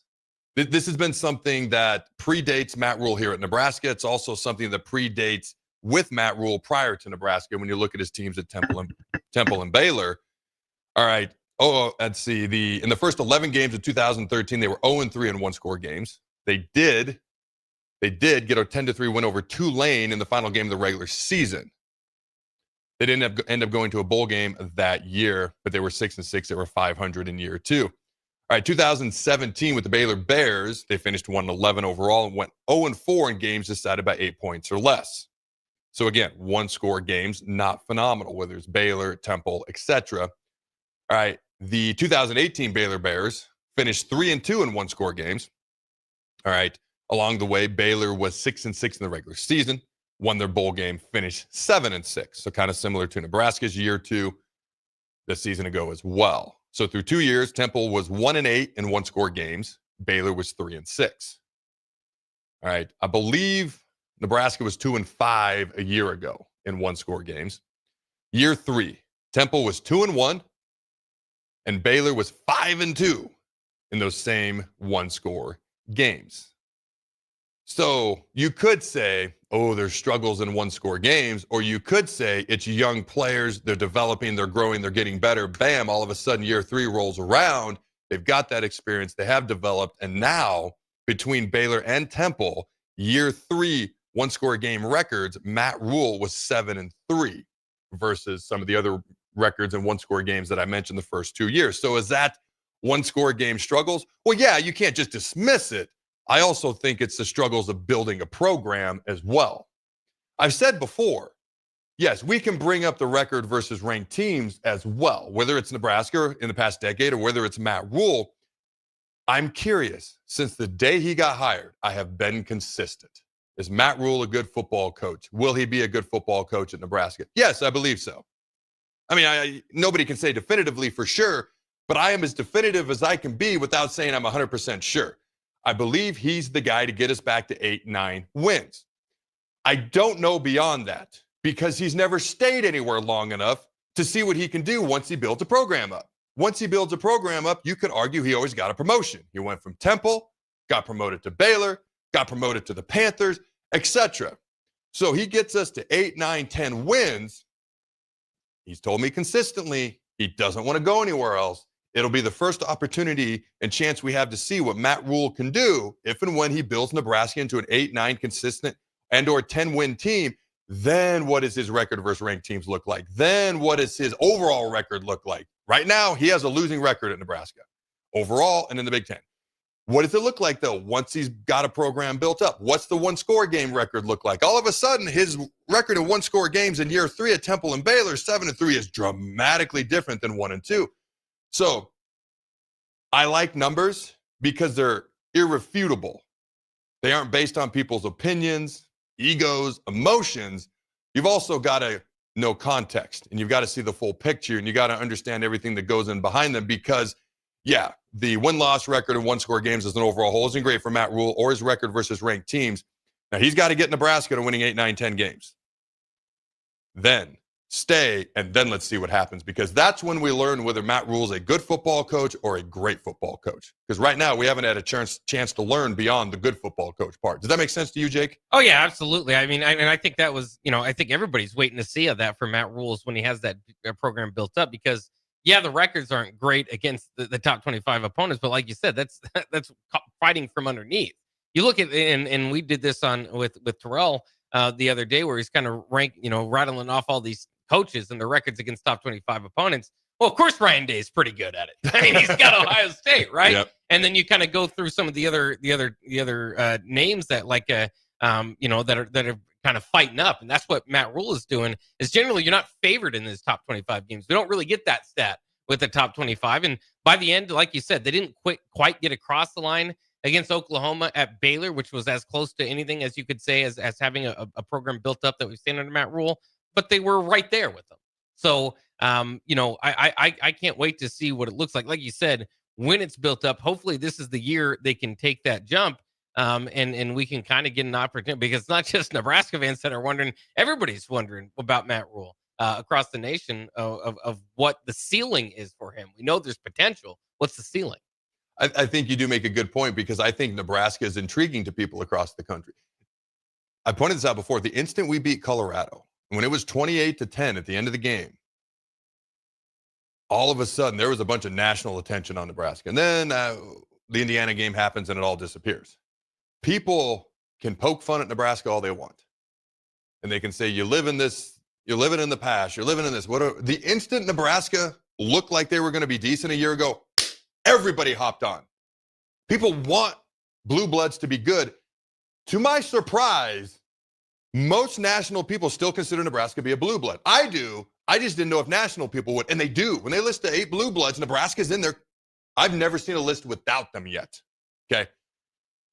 People want Nebraska to be good. It's easy to poke fun right now. The instant Nebraska is good, people are going to hop on. Admittedly, part of that is people know Nebraska fans are passionate and they want people to see what they're talking about. And they know Nebraska fans will tune in. But also, I've sat here and said, college football is better when obviously Alabama's good, but the Alabamas and the Notre Dames and the Ohio States and the USCs, even Miami and Florida State and all those schools, Tennessee. I like that Tennessee's back and doing good again. I miss the Philip Fulmer days. So I am glad that Josh Heupel has them as a college football playoff team. Obviously, the game didn't go great, but they were in the playoffs. They were a top 10 team. And so for me, I like it when those teams are good. And people, whether they want to admit it or not, they know college football is better when Nebraska is good. You look specifically at these one-score games.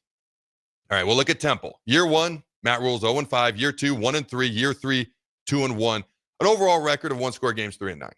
But again, it got better and better, and then in year 3, it was completely different.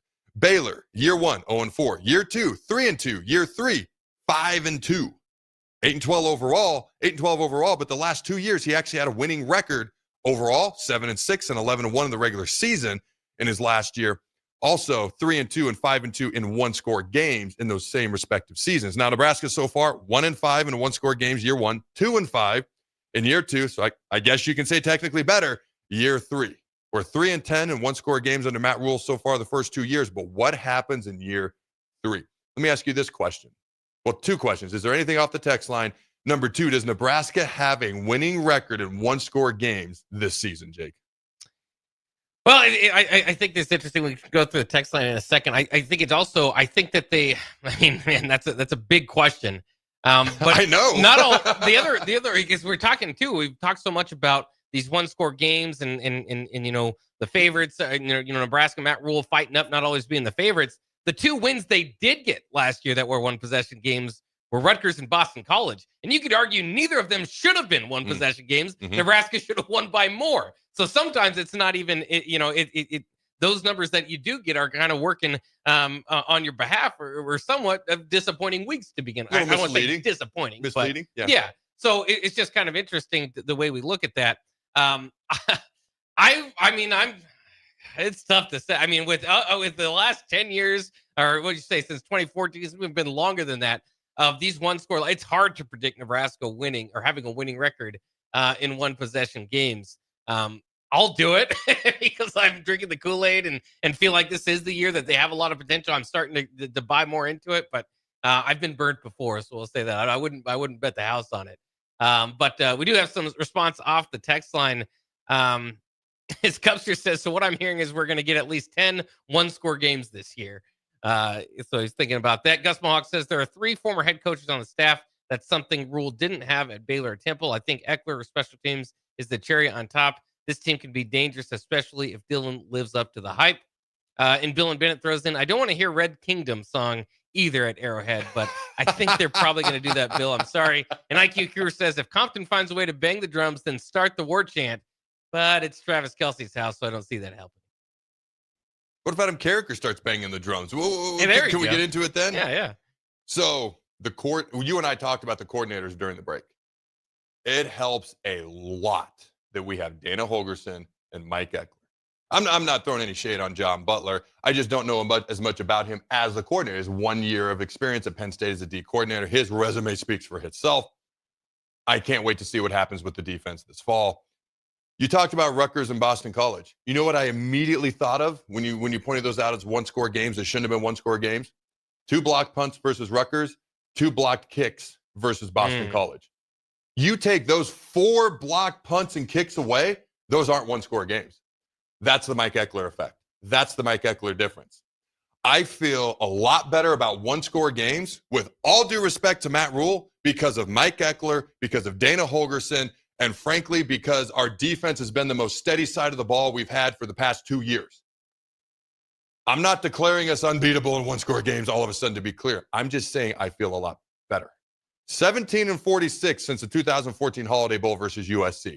If we're going to win 8 or 9 games this year, we have to have a winning record in one-score games. I've said we're going to win 8 games at least. I'm on the record as that. So I'm going to predict we're going to have a winning record of one-score games, Jake. I'll definitely take it. I love it. Go I do have. So we were talking about the coordinators. Yeah. And so I did look back at Temple and Baylor. There was continuity, and that was year 3 for the coordinators as well as year 3 for Matt Rule. That's going to be a difference for this year, because I know we're looking at similarities and differences. The difference that I see that Nebraska's not going to probably get, unless it takes a meteoric rise from somebody on that defensive side of the ball, is a stalwart defender. Both those Temple and Baylor had stalwart defenders. Tyler Matasevich won the Benerick Award and the Nagurski Award for Temple. My goodness, they also had a Son Reddick. I mean, they had a good defense. And then maybe lesser known, but James Lynch did win Defensive Player of the Year in the Big 12 in year 3 under Matt Rule as well for Baylor. So it's kind of interesting, because those teams, the Matt Rule teams have been like heavily, this is an offensive team or this is a defensive team. There are definitely, well, we've seen it in Nebraska that can be the case. So it kind of sways here and there. But that's what I see that I just don't know if Nebraska can make up, because I don't even know who I'd throw out there as somebody to that level. I'm going to come back to that, because I wrote 6 names down here, and I'm not limited to this 6 while you were talking, potential all-conference players. But when you look on the defensive side of the ball, you've got Phil Snow. There's some continuity there with Snow and Rule, and obviously Butler was on staff last year. I think with offense, Rule just says, Holgerson, it's yours. So I'm not saying there's not continuity. I'm saying there may not need to be as much continuity if you just hand it over to frickin' Dana Holgerson and hand the special teams over to Mike Eckler. I have a feeling Snow and Rule may be a little bit more hands-on with the defense, because I know Rule's more of a defensive guy. Phil Snow, we know, is more of a defensive guy. It may just be the natural tendency. That's not an indictment on anyone on defense. And I think they're going to be more on the same page than they were a year ago within that defensive coach's meeting room. So I just wanted to put that out there. But as far as potential all-conference players or award winners, Marquez Watson Trent. Again, in the entire country, all the linebackers returning in all of America in college football, he was the number 2 graded linebacker in the country. This is a potential all-conference player. That's regardless of conference. Dawson McCullough has first-round talent. What comes of it? He's not the only one on defense, okay? You look at Dylan RAIOLA. You look at Emmett Johnson. You look at Elijah Pritchett, who was projected by some to be a first-round pick. You look at Dane Key, who could have been a second or third-round draft pick this year going into the NFL. Am I saying all these guys are all-conference performers? I don't know. They all, plus other guys on the roster. You can look at Hunter. You can look at other guys as well. Rocco Spindler as a guard. I mean, they've talked about our center coming up this year. Should be winning the Remington is what they've said. Okay, so we'll see what happens. There is potential for guys to be that good. We've seen that in the past.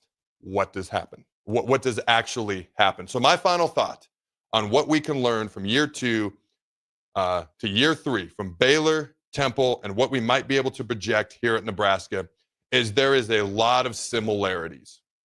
The differences are we're counting on new transfers the same way he counted on returning players. To me, there's a little bit more of a question mark there because you know the player is good or they wouldn't have brought him in. How's it all gel though?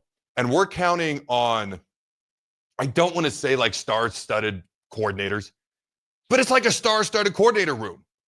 And whether there's the cohesiveness or not, again, I'm not saying there's not, there may not need to be because you just kind of trust Eckler with special teams and Holgerson with offense. And I'm not saying you can't do that with Butler in any way, shape, or form. I'm not saying that. What I'm saying is there may not need to be the cohesiveness, whether there is or not, because you trust them because they've got the proven track record already before you brought them in. Does that make sense? Oh, yeah, absolutely. And I do. I'm glad that you highlighted Marquise Watson-Trent because I do think that's a guy that I know his size isn't the most impressive, but was the player of the year from his own conference. So maybe he could be the ringleader on defense that gets it going. Dude, I played next to London Fletcher. Like, yeah, size matters. London legit, his head came up to like my shoulders. That's not a joke or an insult or anything. It's the truth. My locker was right next to his and Robert's, RG3s. We were all three right next to each other. And he started more consecutive NFL football games in the history of the NFL than anybody that wasn't a kicker. This includes Brett Favre at quarterback. This includes wide receivers, and he's a middle linebacker, and he was undersized, and he's one of the greatest to ever do it. And compare his stats to Ray Lewis. His are slightly better. He just wasn't as vocal. And that's not a good or a bad thing, but that's the only reason he's not as well known. And he was undersized, so to speak. All right, ladies and gentlemen, don't go anywhere. We'll be right back. This is James Harrell with NP Dodge Real Estate. When I became a licensed realtor, I wanted a brokerage that would help me grow in my new career. I found that in Lincoln First Realty. When Lincoln First was acquired by NP Dodge, the training and support I received only got better. I love knowing I have the power of the NP Dodge brand behind me. I would recommend NP Dodge to new agents looking to jumpstart their real estate career and to current agents who want to take their business to the next level. Expand your career with NP Dodge. Call Eric at 402-434-2222.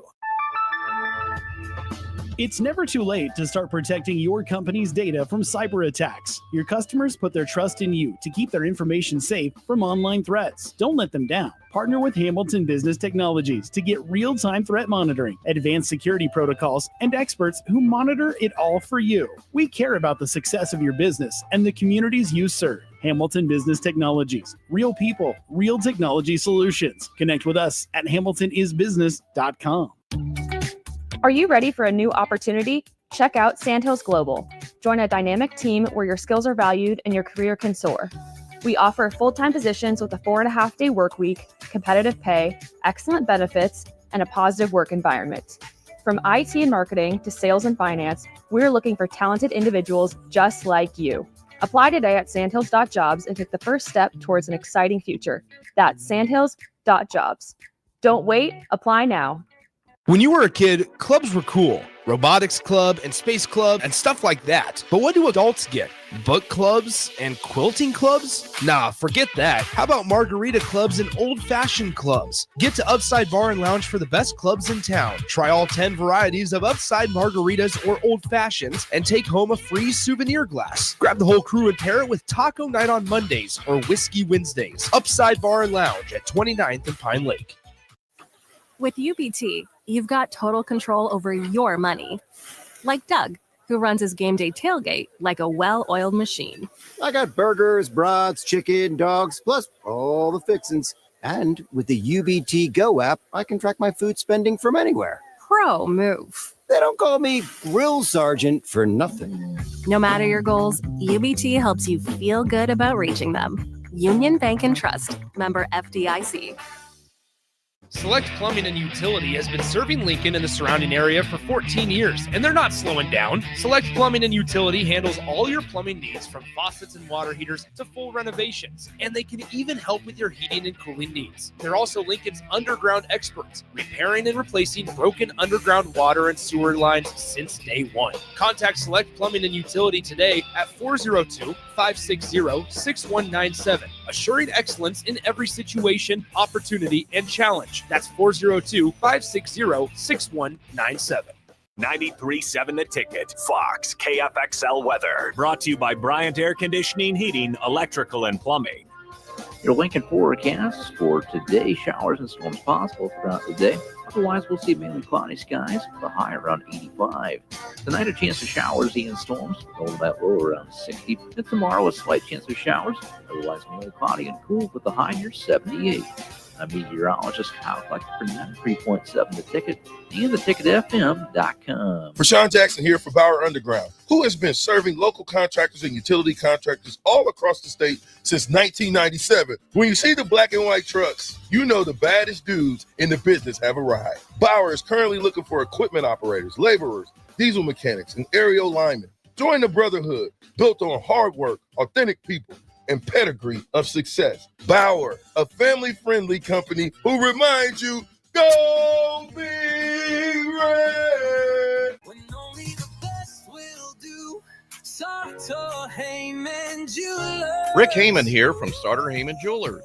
I want to personally thank our great customers for voting us once again the best of Lincoln. At the same time, we're celebrating our 120th year in business in the great state of Nebraska. Visit us at South Point, Grand Island, and the Outlet in downtown Lincoln. Visit us today at sartorheyman.com. Sartor Heyman Jewelers.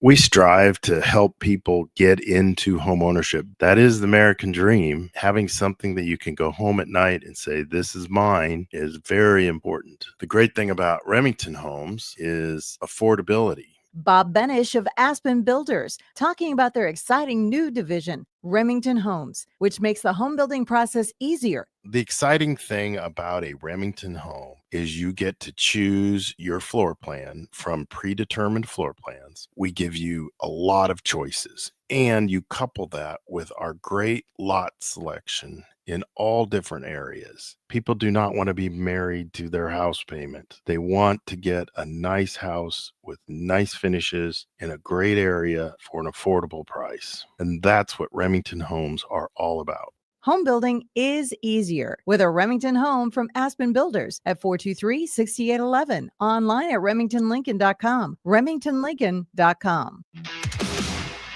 This is the Adam Carriker Show on 93.7 The Ticket and theticketfm.com. Welcome back, ladies and gentlemen, to the Adam Carriker Show. Hour 2, numero dos. Hour 2 of the Adam Carriker Show is sponsored by Suizo Construction, where safety isn't just a policy, it's a promise. Suizo is hiring skilled craftsmen, laborers, concert workers, and steel erectors who value quality work in a team that has your back on and off the job site. Apply today at Suizo.com. That's SCHWISOW.com. 40 years strong in business, Suizo Construction. Also, the noon hour, ladies and gentlemen, is brought to you by our good friends at Mulberry Barbecue, now with 2 locations at 11th and Cornhusker and at 61st and Apples Way, right off of Highway 2 by Lowe's. Both locations are open Monday through Saturday from 11 a.m. to 8 p.m. Try their burn-end sandwich, brisket burrito, barbecue nachos, a full slab of ribs, half-smoked chicken, and much, much more. Plus incredible size. Get fueled for lunch today or make dinner plans at Mulberry Barbecue, located at 11th and Cornhusker and at 61st and Apples Way, just off of Highway 2 by Lowe's. And our first on-location show will be Friday, July 25th from 11 a.m. excuse me, to 1 p.m. All right, is there anything off the text line real quick there, Jake? Augie just says, if we have a great season this year, but next year the schedule kicks our butt, do you think people will start doubting again? All I heard was great season this year, and then I quit paying attention. If we have a great season this year, we can figure out whatever is beyond that when we get to that point. What do you think, Jake? Yeah, I mean, I think he's just kind of framing the schedule. The schedule does get, at least from a distance, we won't know what teams look like after this year, but from a distance, looks like it's going to take a significant step up forward again next season. And so that's where it's like, and I've said this for years in the Big Ten West and the Big 12 North, like this is the opportunity, and it might be among the final opportunities, at least for a while, for Nebraska to take advantage of what is a little bit of a softer schedule. So if they don't do it here, next year we're not going to go in going, well, they got the easiest schedule in the Big Ten. This is this, that, and as a reason for optimism. they're going to have to earn some victories against some pretty darn good competition. It's a fair point. Here's what I'd say. If we don't have a great year this year, excuse me, if we don't have a great year this year, then we look at the schedule next year, then the question marks are going to happen. I choose to focus on the actual question. What if we have a great year this year, then going into next year? The schedule is tougher. You know what? I'm going to stay with my answer. Let's have a great year first, and then we will tackle that issue if and when it arrives. All right, Jake, when it comes to Dylan RAIOLA and other quarterbacks around the country and other quarterbacks in the Big Ten, like I've talked about, excuse me, something caught in my throat here. Let me grab it real quick drink.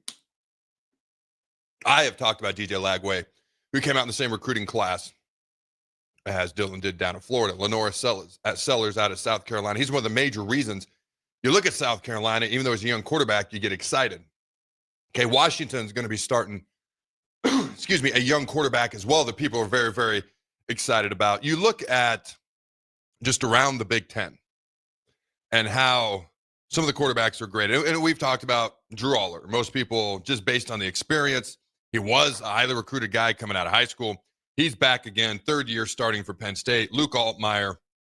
Okay, Nico Iamaleava was a very highly touted 5-star. Dante Moore up at Oregon was a highly recruited guy. Julian Saint, actually the same recruiting class as Dylan. As I sit here, I actually went back and looked up the 2024 recruiting class, ESPN Top 300. DJ Lagway was the number 8 overall recruit, number 1 quarterback in that class. Julian Saint was right behind him, number 9 overall recruit and number 2 quarterback. And then Dylan RAIOLA was the number 11 overall recruit. I mean, we're splitting hairs here at this point, but the 3rd rated overall quarterback. So a lot of these guys, like Julian Saint talked about a lot, DJ Lagway talked about a lot, Desmond Williams Jr., the freshman, a true freshman from a year ago, who's now going to be starting at University of Washington, has been talked about quite a bit. When you look at a lot of these preseason rankings when it comes to Big Ten quarterbacks, Dylan RAIOLA is kind of just outside the top 5. The one I'm looking at right now, Drew Aller, Luke Altmaier, Fernando Mendoza, who transferred into Indiana, Nico Iamaleava, who frankly didn't have a great freshman season at at Tennessee once they got into conference play. He frankly struggled a ton. I could argue, and he was a redshirt freshman a year ago, not a true freshman. He'll be a sophomore this year, but I could argue that Dylan had a better season as an overall whole than Nico did. Nico started off on fire until they hit conference play, and then he struggled. Dante Moore, the guy who was a previous starter, then transfers and sits for a year. Now he's going to start at Oregon. Then Dylan RAIOLA comes in at number 6. But you look at some of these guys, you look at a guy like, and all of them are very talented. All of them could have potential future professional careers. You compare stats directly. All right. In 2024, DJ Lagway, Florida was 8-5, Nebraska 7-6. But DJ completed 59% of his passes, Dylan 67%. All right. Lagway had 1,915 yards passing. Dylan RAIOLA had 2,819 yards passing. DJ had 12 touchdowns, 9 interceptions. Dylan had 13 touchdowns, 11 interceptions. So Dylan actually had more touchdowns. He also had more interceptions. He played more snaps, threw more passes. But you don't hear Dylan talked about as much nationally. You don't hear a lot of Nebraska players talked about as much nationally. Part of that's going to be due to wins, losses, lack of wins, etc.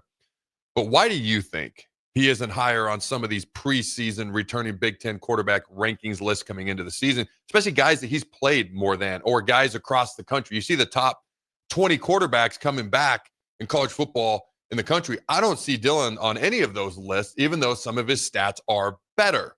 Why do you think that is, Jake? And I'm curious what the fine folks at home think. Is it purely just people don't trust Nebraska to win enough games, and as a result, they think Dylan may or may not play as well, or he won't play as well, so Nebraska won't win enough games? Or is it just Nebraska's flying under the radar and we got to go earn and improve it? Let us know on that text line number. What's that number, Jake? 402-464-5685. And what are your thoughts there, Jake? Yeah, I mean, I think if he would have been able to replicate the first half of the season with the second half of the season, obviously the numbers would be a lot better. So I think struggling down the stretch is the main reason why Dylan RAIOLA isn't talked about as much, because he was getting that recognition kind of somewhat early on in the season. And then it kind of turned. I remember even, games as they highlight and put a player up there, Dylan RAIOLA for all those early games was the guy. And then at some point, I think I think James Williams had a couple sacks or whatever, so they kind of switched it and it was kind of moving around. But I think that's what it is. I mean, he had a solid, not spectacular season. And so I think that's where kind of people have him at as of right now. You still look at some of these, like Terrell brought up this mock draft of 2027 or whatever, and they still expect him to be a number 1 or top 5 pick or whatever. So I think people are kind of in a wait and see approach to see what can happen with Dillon. But he also just didn't have a necessary, I think what kind of helps, especially like a guy like Damon Williams at Washington, is he had this huge breakout bowl game. Mm-hmm. And Dillon just didn't really have a breakout game. He never threw for over 300. And only once did he throw for 3 touchdowns. And so the closest thing that you could have to that was the Illinois game where he did throw for 297 and 3 touchdowns. But man, that overtime period didn't look good for one, and they lost the game, right? And you remember it was an inch away from Luke Lindenmeyer hauling in a 4th touchdown, and Nebraska might have won that game. So that could have been a major difference, not just in the season, but in kind of the hype for Dylan Raiola. But I mean, I just quite frankly, why do I think people aren't too over the top on Dylan? It's 13 touchdowns, 11 picks. Well, you look at DJ, he had less than 59% completion percentage. Less touchdowns, less interceptions, also less passing attempts, less total yards. But he's talked about with more expectations. You look at Dante Moore in Oregon, people expect more out of him. You look at Nico at UCLA. I'm still surprised people have the expectations for him that they do. Not that he's not a good player, not that he's not a potential future top 5 pick, because potentially he is. But I'm comparing to what happened a season ago versus like why does I almost feel like Dylan gets leapfrogged by guys who either played less or stats aren't as good, but he gets leapfrogged. For me, I think you're correct. I think it's due to the amounts of wins and or losses that they expect a team to have. And I think it's recency bias. What's the last thing we saw? The last 6 games of the year. And Boston College, he played decent in that game, completed over 72% of his passes. And 3 of the last 4 games under Holgorsen, he completed over 70% of his passes. But I think there's a little bit of recency bias, as in this is the last thing we saw, so that's what's going to stick in our mind. And it's not an unfair way to look at it, because right out the gate, he looked pretty good. Defensive coordinators got some film on him, adjusted, and yes, it was better the last 2 to 3 games under Holgorsen, but there needed to be a more drastic improvement and or adjustment in response to what the defenses were now doing to him as the season went along versus what they were doing in the beginning. And I think people are in kind of wait and see mode to see how do you respond, because like right now, the book on him is to heat him up, bring the blitz, bring the pressure, which with a true freshman, I don't think that's too revolutionary, but it seemed to be a little bit even more so when it came to Dylan than even your typical true freshman quarterback. I think in fairness to Dylan, they could just go man-to-man across the board. We couldn't get off the press. They didn't care about him running very much, so you didn't have to. You could turn your back and cover a guy, and if you took off, well, he may or may not. He probably will. He probably won't. He's not going to be a dynamic guy with his feet.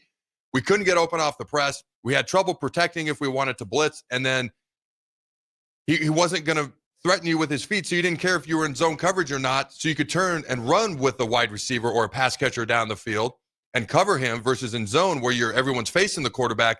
So I think it became fairly predictable what teams were going to do to Nebraska, and I think it was also predictable because Nebraska struggled to deal with those things and force teams to get out of those defensive calls. And so if Nebraska can get off the press and they can beat people deep, and I block on the perimeter, the screen passes, all that, stuff that was brought up last year. If we can run the ball better, have a consistent running game and make it not so predictable when he has to pass, I think that all goes hand in hand, and I think that will make a difference. I think right now it's a little bit of like what you said. This is the last thing we saw, so that's what's sticking out in our mind. It's almost like players who didn't play as much, they didn't have a few of the games where they struggled, so people kind of with their expectations don't have that in their mind, and it almost helps them even though they just don't have the same amount of experience as far as leapfrogging Dylan to a certain degree. Also, it's how many games is Nebraska going to win? Like, people actually think pretty highly of Florida. The only question mark people have is the frickin' schedule. You look at Oregon, people have high expectations. I mean, Nico Imaliava, for better or for worse, he was all over the news, so people are well aware of him right now. And so that might actually help him, when otherwise it shouldn't. If you break down his play last season, it was not good in the conference play. It was not at all. There were several games at halftime, 3. Tennessee had 0 points at halftime of games.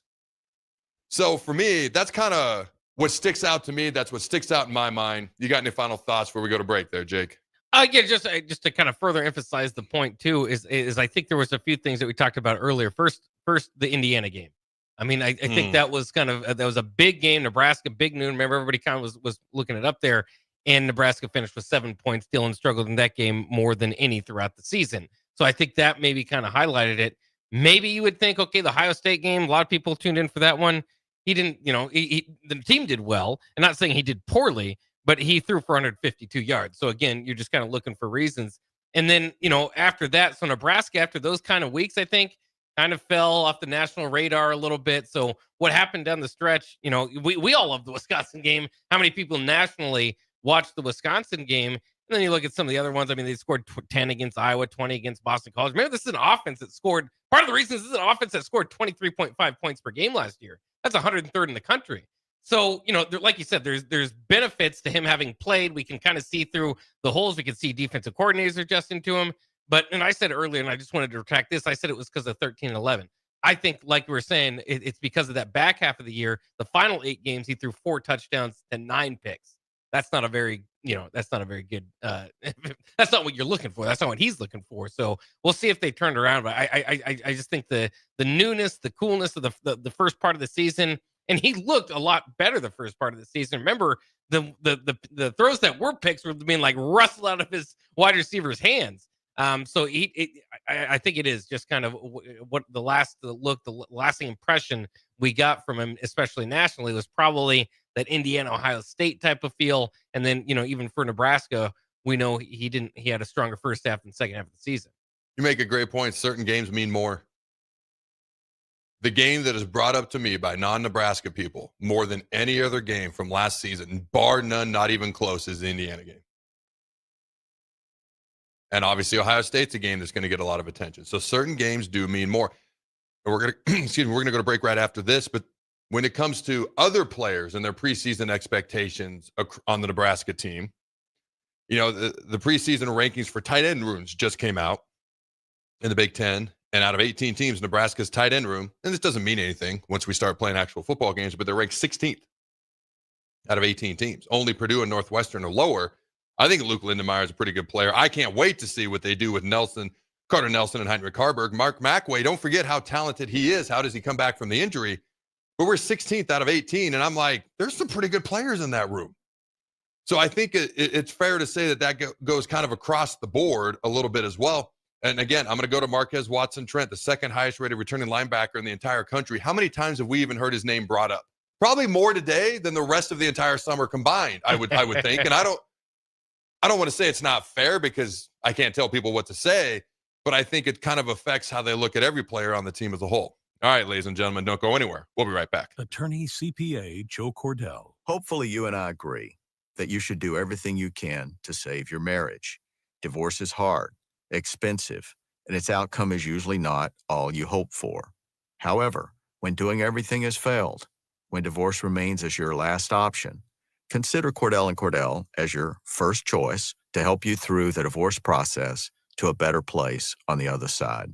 We've been a partner men can count on for more than 30 years. Let us be that partner for you. The attorneys at Cordell & Cordell work to help men maximize their role in their children's lives. Schedule an appointment with one of Cordell & Cordell's Lincoln area attorneys, a partner men can count on. 402-858-3220. That's 402-858-3220. Online at CordellCordell.com. That's CordellCordell.com. Office in downtown Lincoln. 1221 N Street, Suite 801, Lincoln, Nebraska 68508. We strive to help people get into home ownership. That is the American dream. Having something that you can go home at night and say, this is mine, is very important. The great thing about Remington Homes is affordability. Bob Benish of Aspen Builders, talking about their exciting new division, Remington Homes, which makes the home building process easier. The exciting thing about a Remington home is you get to choose your floor plan from predetermined floor plans. We give you a lot of choices, and you couple that with our great lot selection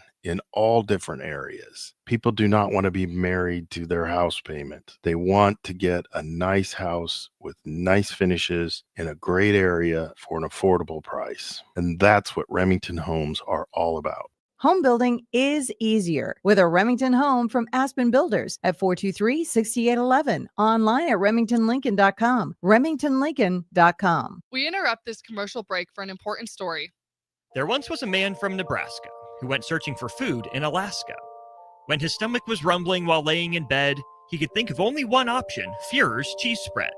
So he left it once and drove day and night to return back home for cheese spread delight. Now his stomach is full and the voice in his head tells him no more vacations without Fuhrer's cheese spread. Find yours today at most local grocers. Are you looking to upgrade or improve the garage door on your home? This is Cameron Hall of Doors Plus. At Doors Plus, we guarantee to offer a wide selection of options from 5 leading garage door manufacturers as we deliver a free estimate, exact measurements, and rapid installation with a 3 to 5 week time frame. When you choose Doors Plus for your residential garage door needs, you'll work with our experienced technicians and be ensured that your new door seamlessly complements your home. Give us a call at 402-590-5800 or visit us online at DoorsPlusLLC.com. Doors Plus, garage doors, and more. A1 Automotive's second location is now open at 5110 State Hill Drive, just off of Yankee Hill Road. The new location continues to specialize in all makes and models and provides personalized service as they have for 15 years. To honor the new store opening, A1 is offering $25 off any service over $300, $50 off services over $500, and $75 off services that total over $750, all through July 31st. Schedule your appointment today at A1AutoLincoln.com and visit their new location in South Lincoln at 5110 State Hill Drive. This is James Harrell with NP Dodge Real Estate. When I became a licensed realtor, I wanted a brokerage that would help me grow in my new career. I found that in Lincoln First Realty. When Lincoln First was acquired by NP Dodge, the training and support I received only got better. I love knowing I have the power of the NP Dodge brand behind me. I would recommend NP Dodge to new agents looking to jumpstart their real estate career and to current agents who want to take their business to the next level. Expand your career with NP Dodge. Call Eric at 402-434-2222. Start your Sundays off right with Jeff and Nicole Essink on Fitness Fanatics. Jeff and Nicole discuss health and wellness, how to achieve fitness goals, and more through the life of gym owners and gym goers. It's Fitness Fanatics from 9 to 11 a.m. on Sundays on 93.7 The Ticket and theticketfm.com. Summertime is here, and you know what that means. Grilling season. You know what's more embarrassing than an overcooked piece of meat? Your dirty, disgusting, and grimy grill. Let the pros at Husker Grill Cleaning get you ready for grilling season. They'll take your grill apart piece by piece, scrub every inch, and reassemble it so it can look and perform its best. Visit their website, HuskerGrillCleaning.com today to schedule your appointment. Husker Grill Cleaning, serving Lincoln, Omaha, Malcolm, and more. This is the Adam Carriker Show on 93.7 The Ticket and theticketfm.com. Boom! Welcome back, ladies and gentlemen, to the Adam Carriker Show here on 93.7 The Ticket. In school, you're taught a lesson and then given a test. In life, you're given a test, and that teaches you the lesson. Nick Saban might return to coaching. Before we quickly hit some of these topics, Bengals first-round pick Shedeur Stewart left the team and went back to practicing with Texas A&M. Stewart may not play in the NFL this season and return to Texas A&M and re-enter the draft in 2026. Shedeur has been practicing with the Aggies all summer. Reaction, Jake? This is just mind-boggling to me. I didn't know you could do that. Back in the day, we were talking about during the break, you hired an agent that was over, but now that there's agents in college football and even in high school football, basically, then I don't know if they've adapted that rule or changed that rule. I would never imagine that you could be a first-round pick and come back to college. You couldn't have done this because I would have had to have gotten an agent, or if you accept any sort of money when I was playing, because then your eligibility is immediately gone. He can do this now. And my first thought was, wow, that's jacked up. And then my next thought was, I love it, because players have no power in the NFL. Of all the pro sports leagues, the players had the least amount of power and influence in the NFL. It's just the way it is. And I'm like, you know what? Good on you for having a little bit of power and do what's best for you. Terrible team, not a team mentality, not really something I would advocate for someone to do, but just you get so sick and tired of Roger Goodell and doing kind of sending FedExes out and fines whenever he wants. And some of these other things, it's like, you know what? The players deserve a little bit more power. Nick Saban, as we know, could potentially come back and coach. Bill Belichick, Matt Brown, Pete Carroll and Nick Saban are all 73 years old. Imagine had Osborne coached until he was 73. But what are your thoughts on Saban potentially returning?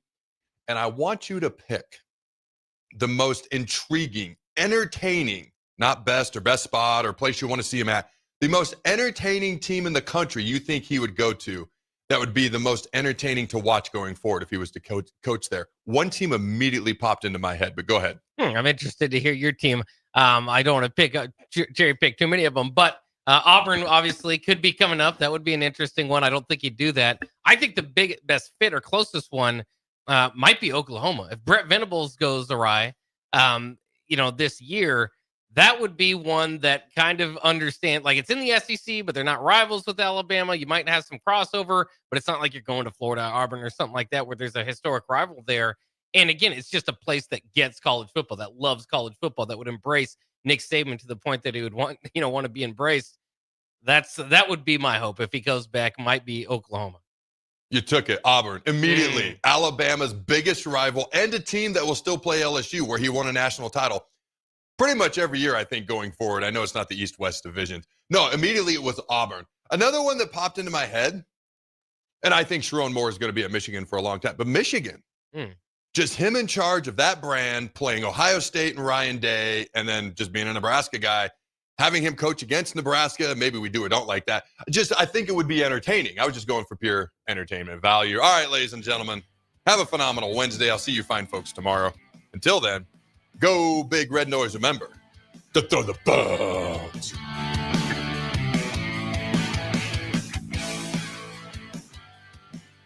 This is James Harrell with NP Dodge Real Estate. When I became a licensed realtor, I wanted a brokerage that would help me grow in my new career. I found that in Lincoln First